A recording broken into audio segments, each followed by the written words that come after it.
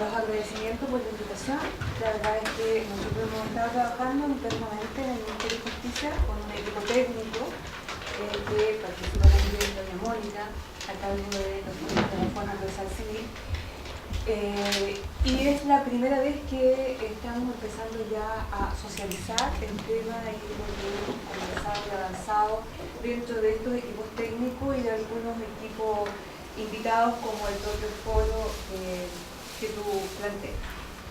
Como ustedes saben, y en el contexto que tú mismo habías mencionado, el proyecto complementario para la reforma procesal civil contempla, entre otros, a propósito de complementariedad, el nuevo modelo orgánico general, la ley que regula los asuntos no contenciosos, una ley que regula los sistemas alternativos de resolución de conflictos y una nueva ley de arbitraje, liquidación de comunidades y juicios de partición. Esas son algunas de estas leyes que nosotros sabemos que tenemos que trabajar.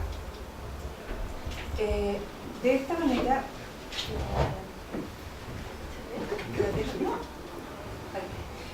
manera, nos vimos en la necesidad entonces de abordar lo que nosotros llamamos mecanismos negociados, porque efectivamente esta discusión de que si son mecanismos alternativos, mecanismos adecuados, mecanismos preferentes, ¿no?, mecanismos complementarios, es una conversación que sin duda se da entre todos quienes hemos estado vinculados a esta formalización de estos mecanismos.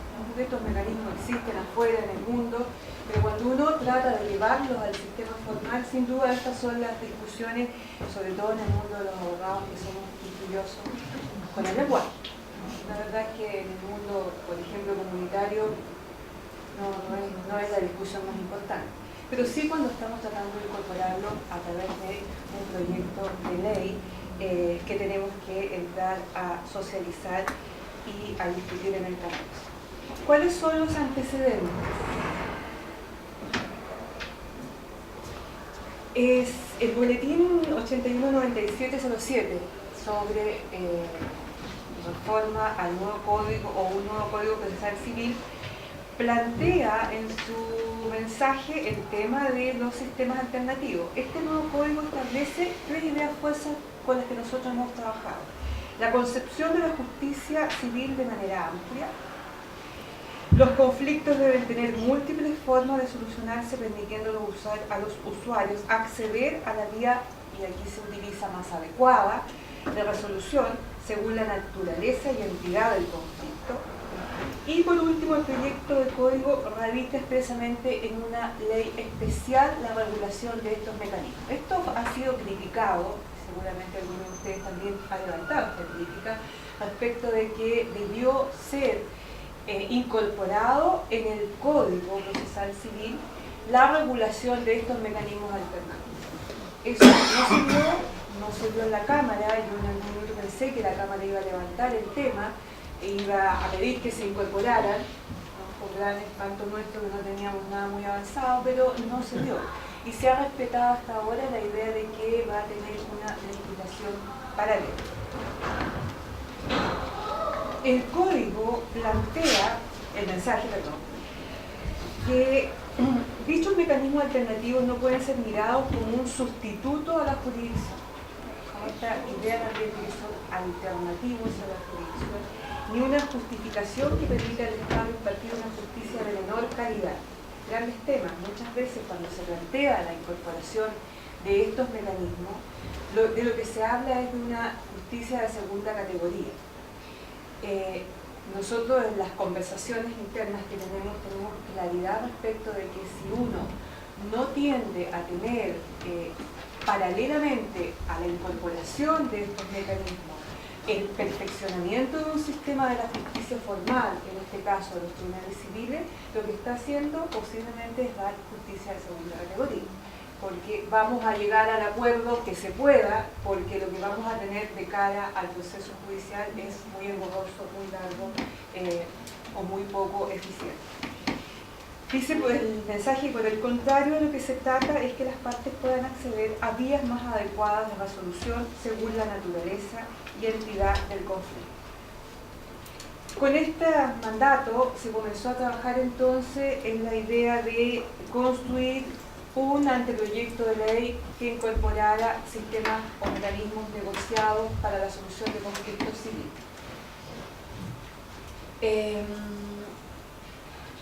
Se me salta algo, ¿cierto? No sé qué hago. Panel de expertos, sí.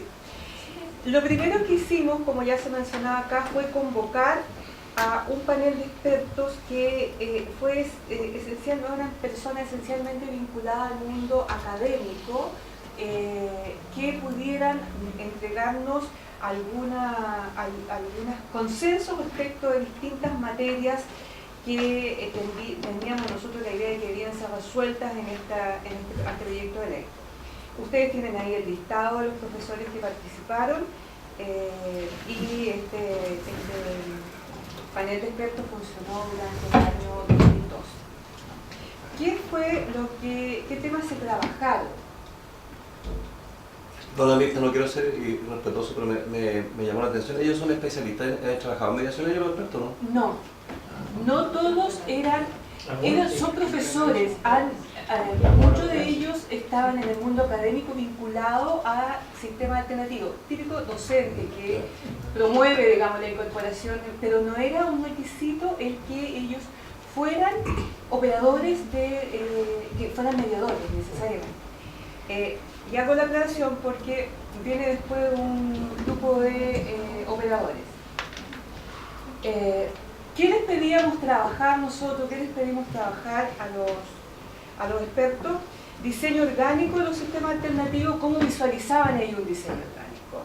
Evaluar la posibilidad de hacer una regulación general para estos sistemas, o sea, una institucionalidad que sistematizara todo lo existente en estas materias. Luego, ¿qué tipo de mecanismos se podrían incorporar? Si iban a ser voluntarios o obligatorios, y qué materias o conflictos incorporar. Que ustedes pueden ver que son temas que casi por sentido común uno sabe que tiene que conversar en estas líneas de trabajo. Luego, este era el objeto. Nosotros convocamos también un taller de operadores que eran los profesionales que sí trabajaban en el campo del trabajo día a día, ¿no? Porque uno era el mundo del derecho procesal, por decirlo de alguna manera, y otro del mundo del que hace el trabajo cotidianamente, y el objetivo era obtener consenso y acuerdo de este grupo de operadores, tanto en materia de diseño general como información sobre aspectos operativos, buenas prácticas y experiencias exitosas, de manera que la implementación de este diseño tenga las menos dificultades dada la experiencia a nivel nacional. Y acá, entonces, tienen un largo listado de personas que estuvieron en pero yo quiero mencionar por lo menos las instituciones. Estuvo el Centro de Mediación de la Corporación de Santiago, la División de Consumo Financiero del CERNAC, la División Jurídica del CERNAC, la Unidad de Mediación del Ministerio de Justicia, la Dirección de Chile Compra, la Dirección del Trabajo, la Unidad de Justicia Vecinal, el Consejo para la Transparencia, CONADI, donde estuviste participando tú, la Unidad de Mediación del Consejo de Defensa del Estado, Ministerio del Interior y Seguridad Pública, la Superintendencia de Salud y la Corporación de Valparaíso, además del Departamento de Enseñanza Clínica del Derecho Procesal de la Universidad de Chile. Se nos pueden haber quedado afuera algunos. A mí me sorprendió la cantidad de instituciones que trabajan en el país con la incorporación de mecanismos negociados. De verdad uno como que no tiene la idea que en el mundo público es aún más restringido, ¿no? Pero sin embargo logramos trabajar con este grupo de personas en jornadas de trabajo y nuestros horarios que daban respuesta a nuestras inquietudes. Y lo otro que se ha hecho desde el Ministerio de Justicia es estudios, materias que teníamos ya acumuladas, los conocimientos acumulados.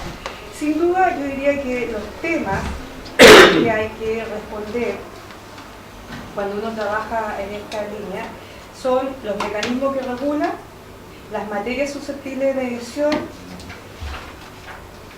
si va a ser mediación voluntaria, obligatoria o mixta, el mérito ejecutivo de los acuerdos, todos fueron temas que levantaron estos dos grupos de trabajo que nosotros convocamos. El rol de los abogados, el perfil del mediador, las inhabilidades para ser mediador, la formación y capacitación de quienes se desempeñaban, el registro o no de mediadores, los requisitos para ingresar al registro, la renovación o inscripción en el registro, la supervigilancia y evaluación, las sanciones y eliminación y por supuesto el modelo gráfico. Esos eran los grandes temas que necesitaban responderse a través de alguna propuesta legislativa. Yo les voy a dar algunos de los lineamientos, algunos posiblemente no los hayan incorporado y eso lo podemos conversar después.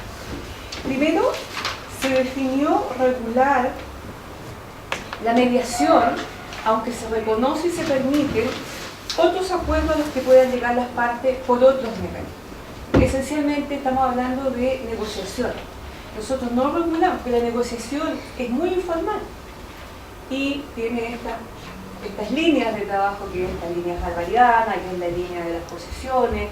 Entonces es muy difícil entrar a regularla en un proyecto de ley, por lo tanto si hay un acuerdo al que lleguen las partes por las posibilidades o las habilidades de negociación que puedan tener sus abogados es reconocible. Acá se reguló la mediación. ¿Por qué no nos metimos con la conciliación? Porque también nosotros tenemos la experiencia de las unidades de justicia vecinal que se mencionaron acá anteriormente.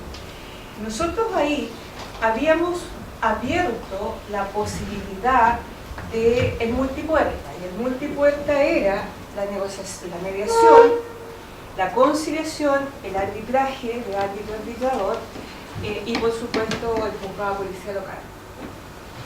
Lo que nos pasó en la práctica es que las personas no logran identificar con claridad esta diferencia que teóricamente desde la academia uno hace entre la mediación y la conciliación. Y cuando tratamos de potenciar, porque como bien lo decían acá, que ellos fueran parte del acuerdo, que fueran parte de la formación del acuerdo, cuando uno le planteaba esto de que entonces va a haber una persona que le va a proponer el arreglo, la gente empieza a confundirse. Esto fue una decisión que nosotros tomamos diciendo, bueno, potenciemos algo que efectivamente permita un proceso que sea pedagógico, un proceso que potencie una sociedad democrática en que las partes se empoderen y sean quienes resuelven el conflicto. Y por lo demás, el mediador, esta idea de que entonces el mediador no hace nada para presentar una posible acuerdo, pero el conciliador sí lo va a hacer, en realidad en la mediación, a través de la herramienta de la pregunta, el mediador también puede de alguna manera orientar la propuesta de solución que tiene la parte. Para no confundir, dejamos la conciliación interprocesal, ¿sí? Porque existe, va a existir y se va a seguir existiendo, y la mediación como una posibilidad de trabajo fuera del proceso. Lo que sí también se incorpora es una norma programática sin duda, pero es la que plantea la obligación que tiene el abogado de informar al cliente de los distintos métodos participativos de resolución de conflictos disponibles y orientarle en cuanto a la forma de nombrar a estos terceros. Esto es una norma de difusión de posibles acuerdos o posibles soluciones o gestión del conflicto, como nosotros generalmente tratamos de hablar, de gestionar el conflicto, no de solución, porque no siempre se llega a la solución. Como bien se decía acá, el proceso es igualmente positivo, ¿no? Entonces la idea de que se informe que es posible llegar a estos acuerdos. ¿Qué materias? Los conflictos civiles y comerciales de índole patrimonial, siempre que no comprometan derechos, deberes u obligaciones que no se puedan renunciar en los términos del artículo 12 del Código Civil.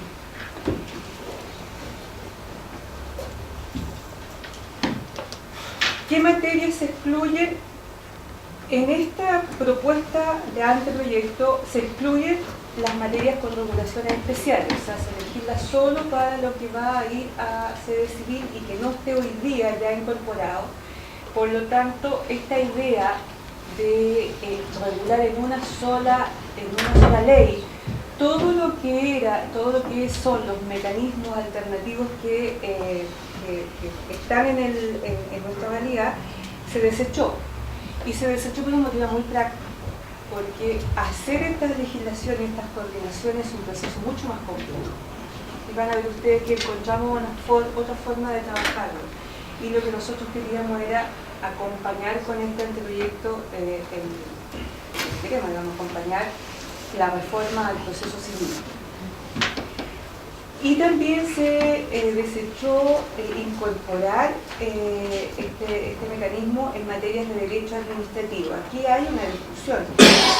Hay una discusión que tiene que ver con lo que puede ser la igualdad de las partes cuando se negocia con el organismo del Estado, ¿no?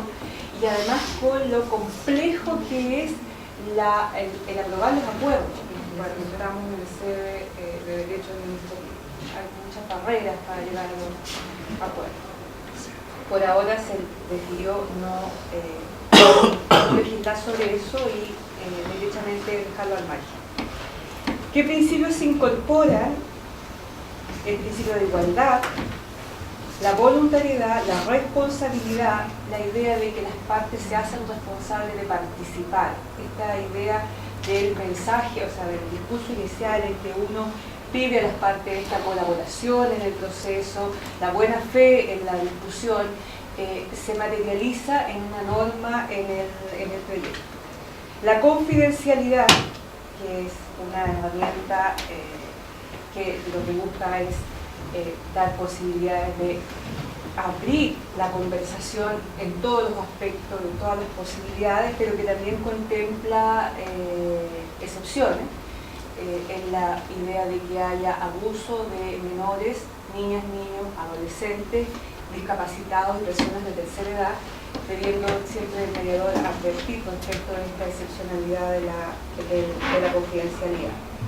La imparcialidad del tercero y la independencia del tercero, y esto dice relación porque no estaba claro todavía cuál era la dependencia, si iba a ser un tercero independiente en la idea del mediador licitado o si iba a ser una persona que tuviera alguna vinculación institucional. Y esa medida nosotros dijimos, bueno, hay que mantener o encontrar una norma que dé independencia de esa institucionalidad al tercero que interviene en la solución o en la búsqueda de la solución del problema. La voluntariedad o obligatoriedad, este es un gran tema. Es un temazo.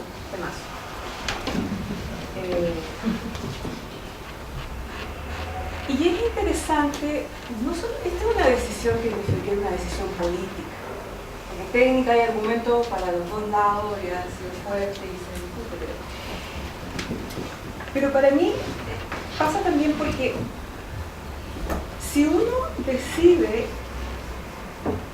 decide que el mecanismo va a ser voluntario, que el que quiera va. Claro, hay un proceso fuerte en que la gente tiene que tomar conocimiento de que efectivamente esto existe. Por otro lado, cuando lo hago obligatorio, que mucha gente es muy reacia que sea obligatorio, mayoritariamente yo digo que no les gusta, sobre todo a los abogados. En otros medios profesionales menos resistidos, porque los abogados fuertemente. Pero cuando uno lo hace obligatorio, si uno dice todo va a pasar antes, como requisito de procesabilidad, abre la posibilidad de que uno efectivamente decida que lo que va a ir a conocimiento, a trabajo en mediación, es el conflicto y no la materia. Cuando yo lo empiezo a seleccionar y digo va a ser mixto, cuando digo va a ser mixto, entonces tengo que decidir qué materias van a ir. Y lo defino por materia, no por conflicto. Cuando la riqueza del trabajo en mediación es conocer el conflicto. Y a partir de ahí ver si es susceptible, no es susceptible. Y ese es un trabajo que tendría que ser el mediador, pero si yo lo hago voluntario, entonces voy a poco, y si lo hago mixto, tengo que cortar por materia. No me voy a encontrar otra forma. Es decir, ¿en qué nace el filtro entonces? Entonces estamos ahí, nosotros no tenemos la respuesta definitiva todavía, esto es una propuesta, y la propuesta es que sea mixto, o sea, definir algunas materias obligatorias. Porque pasa otra cosa desde el diseño de la política pública. Si yo lo hago voluntario, que fue lo que pasó en familia, ¿cómo aseguro el número? Cuando yo tengo más o menos el volumen de las causas que yo calculo que van a ir, es cómo defino la institucionalidad. ¿Cierto? ¿Cuántos mediadores voy a tener? Y si no es una institucionalidad tipo servicio público, también me ayuda a definir el monto de los recursos que tengo que discutir y pelear en mi pleno. Que uno pelea siempre. Muchos de ustedes deben saber. Entonces esos son los temas que cruzan esto de si es obligatorio, si es voluntario, si es mixto. Y que, como les digo, no hay una propuesta ahí que sea mixto, que nos asegure un número de casos sobre el cual hay que trabajar, y las propuestas no están, en materia no están perfectamente zanjadas, pero ustedes tienen ahí alguna de las que pensamos que pueden ir, y eso nos da un número de más o menos 65.000 causas, versus lo que es familia, que son alrededor de 400.000. No es un universo tan grande, pero hay separación en general con cobro de peso, acciones de precario, es lo que por ahí nos ha parecido que podría ser materia de mediación obligatoria. Luego, el otro tema es el mérito ejecutivo de los acuerdos. Si tienen o no tienen mérito ejecutivo, si tienen que pasar por el tribunal o no pasar por el tribunal. La propuesta acá es que tengan mérito ejecutivo, y la forma de darles mérito ejecutivo al acta es que el acta debe ser firmada por las partes del mediador y por un abogado que haya revisado su legalidad. Y este tema de los abogados es un tema que salió fuertemente en el panel de operadores, de mediadores públicos. Fue donde más se levantó la idea de que debía algún abogado revisar el acta. Y ahí se planteó también, la idea de que para el caso que el mediador sea abogado bastará su firma, ¿no? El rol de los abogados puede ser como mediadores, pero no exclusivamente abogados como mediadores, y como asesor jurídico de las partes y como controlador de la legalidad de los acuerdos. Nosotros somos de la idea de que al abogado hay que incorporarlo y seducirlo en este proceso, y no de tratar de evitarlo, sobre todo en los temas civiles, ¿no? Tratar de evitarlo, dejarlo fuera de la sala de sesiones, porque creo que tenemos que sumar al profesional que tiene que lograr como entender por qué están acá, por qué su cliente está sentado acá y qué es lo que le podría pasar al cliente sentado acá. Porque si uno se pone en contra de ellos, lo que pasa en muchas partes es que en el frente el abogado le dice: haga que la mediación fracase, no vaya, y después pedimos el certificado de mediación frustrada. Entonces, más bien, si nosotros creemos en la herramienta, la idea es sumarlos y no restarlos. Ese es el discurso. El perfil del mediador: todo profesional con especialización y debe estar inscrito en el registro de mediadores civiles y comerciales. El estudio de OLO señaló que existe consenso entre los entrevistados por esta consultora sobre que el mediador debe estar debidamente capacitado para realizar el proceso de mediación y que es necesario que sancionar, que sea legitimado tanto por las partes como por el sistema judicial. Yo creo que hay una fuerte preocupación en el medio, en el ambiente, en general, lo que uno conversa, sobre la formación de la persona que interviene. Yo debo decir que lamentablemente, y lo digo con responsabilidad, lamentablemente lo que uno escucha es mucha crítica hacia el sistema de mediación familiar. Y mucha preocupación por la formación, mucha preocupación por cuánto interviene el mediador, que éticamente comprenda bien los alcances de su intervención, que no puede presionar a las partes para llegar a un acuerdo. Eso ha sido siempre algo que ronda mucho en las conversaciones que hemos tenido con la gente con la que nos hemos entrevistado. Sí se planteó también la necesidad de suspender plazos de prescripción y caducidad con la presentación de entonces en el mundo del abogado esto es una preocupación que sale, más bien, ¿no? Que haya suspensión de plazos porque esto puede ser mal usado, la solicitud de una mediación puede ser mal usada en el sistema. La duración de la mediación, 60 días hábiles de la citación a la sesión inicial, prorrogable por otros 60 días más. Y sí, nosotros trabajamos con la idea de que además de tener la posibilidad de mediar previo al inicio del juicio, sí puede existir un reenvío desde el proceso. Por los temas que planteaba Juan Ignacio, por la idea de que aquí hay un duelo que hay que vivir. Muchos conflictos son difíciles de llegar y entrar a negociar así inmediatamente. Necesitan una vuelta más, una vuelta de tuerca más.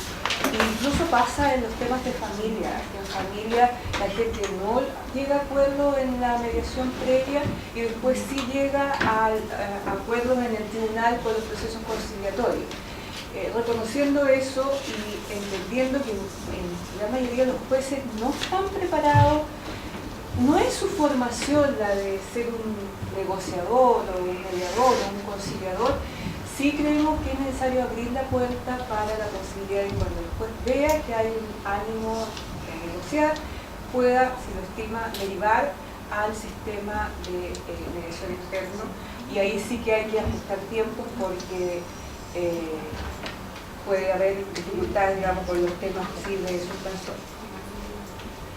En cuanto a los costos, se trabaja con la idea de que sea gratuito para los interesados y eso es normalmente el concepto que se usa, el interesado, por supuesto dentro de las partes, contrapartes, y que uno lo tiene realmente incorporado, porque teniendo en el disco duro la idea de que estos mecanismos hay que incorporarlos, que son buenos, uno habla de la contraparte. Entonces, acá nos dimos el trabajo de revisar el lenguaje, hablar siempre de interesados en el sistema. Gratuitos, salvo que pueda ser financiado por los que están interesados. Un poco la idea de lo que es la mediación en familia, que tiene un amplio espectro de personas que pueden llegar a usar el sistema de mediación, pero que sin duda pues, hay gente que sí puede financiarlo, sobre todo si estamos pensando en que es un sistema que no es por cuantía, ¿no? Porque algunas propuestas dieron vuelta por ahí respecto de que la mediación fuera para solamente para las pequeñas causas. Bueno, posiblemente si uno habla solo de pequeñas causas está en un segmento de la mediación, pero si no habla de esto y dice, bueno, esto es para materias civiles, sí va a tener posibilidad de llegar a casos cuantiosos, que pueden darse en mediación, pueden darse también en negociación previa, en fin, pero no los cerramos. La idea es que el costo sea fijado anualmente por decreto del Ministerio de Justicia. Y ya entramos en lo que es el Registro Nacional de Mediación Civil, porque la idea es hacer un registro que es público, abierto, que se establecerá en la ley, que solo los allí inscritos pueden prestar los servicios, que estará integrado por aquellos profesionales que cumplan los requisitos, que la inscripción será de carácter regional, que es administrado por el Ministerio de Justicia, a propósito de quién administra todo esto, que el Ministerio de Justicia, por medio de la unidad o equipo administrador del registro, tendrá facultades y atribuciones evaluadoras y sancionadoras en relación a la pertinencia del registro de los terceros, además de facultades de supervisión del servicio entregado a los usuarios. Los requisitos de ingreso, que ustedes los pueden ver, en general son similares a los que se han planteado en otros registros que ya están vigentes en nuestro sistema, ¿no?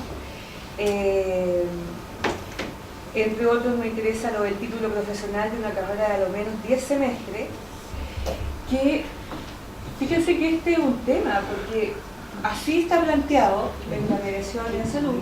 Sin embargo, si ustedes lo piensan, las universidades hoy en día tienden a contar la carrera. Así que esto es una propuesta, pero yo creo que en algún minuto va a ser necesario ajustarlo, porque efectivamente hoy día, cuando la tendencia es a la baja y nosotros ponemos un requisito tan alto, vamos a restringir quienes puedan incorporarse. Haber aprobado un programa de estudio que verse sobre habilidades y competencias propias de la mediación, aprobar un examen habilitante de conocimientos y destrezas.